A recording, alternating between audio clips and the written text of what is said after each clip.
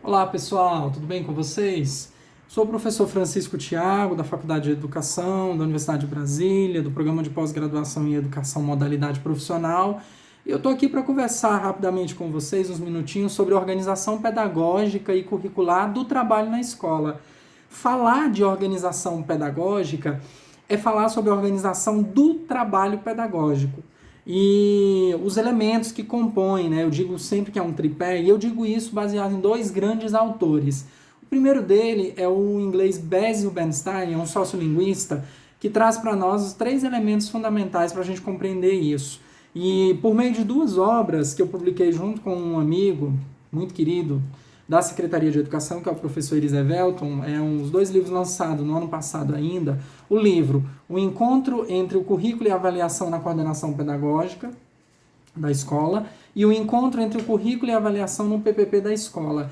Nessas duas obras, a gente tenta trabalhar esses três elementos que formam um tripé dessa organização do trabalho pedagógico. E a partir desse autor inglês, o Basil Bernstein, que nos traz o currículo, a didática e a avaliação como sendo elementos intrínsecos, inseparáveis, que trabalham de forma conjunta e que dão sentido e materialidade a todo o trabalho educativo desenvolvido na escola ou em qualquer instituição de ensino. E dentro de uma perspectiva crítica, emancipatória, mais progressista, o meu entendimento é que, junto com esse autor inglês, é de que não há sentido de decisões monocráticas serem basiladoras, né, de tomadas de decisões monocráticas, dessas decisões que sejam monocráticas. O que eu estou querendo dizer com isso?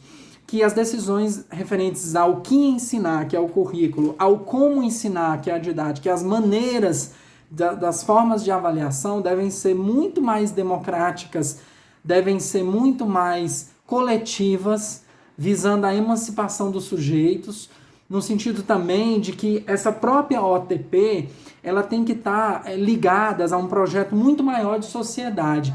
E o trabalho curricular, como elemento que estrutura, dá sentido e materialidade à escola, ela tem a ver com um processo histórico que a escola e a instituição vivem naquele tempo histórico. Aqui no Brasil, o grande autor de referência que trabalha com a organização do trabalho pedagógico, um dos grandes, né, é o próprio professor Luiz Carlos de Freitas, que nos dá esse entendimento. E eu poderia relacionar para vocês hoje uma grande discussão que tem sido feita desde que a nova república começou, mas sobretudo desde que a gente discute a Base Nacional Curricular Comum, lá nos idos dos anos 60, quando a gente teve a primeira LDB, que é a necessidade de ter uma Base Nacional Curricular Comum.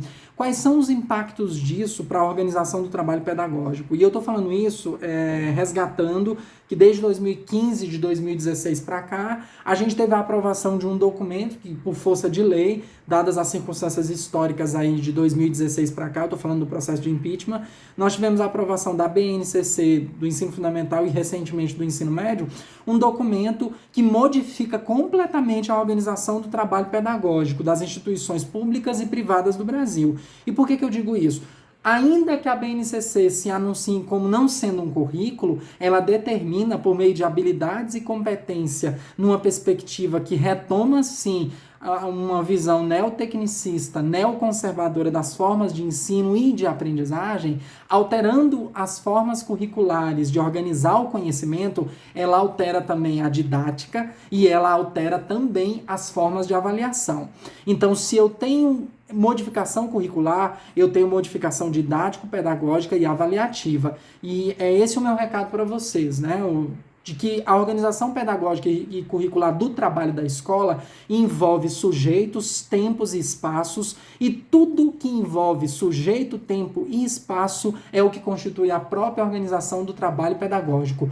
Só para finalizar minha fala, não existe hierarquia entre currículo, didática e avaliação, são partes que se complementam e que tem sentido de existir, formando o próprio trabalho na escola. É isso que eu tenho para falar para vocês, ok? São elementos que se constituem e que formam a própria noção de OTP.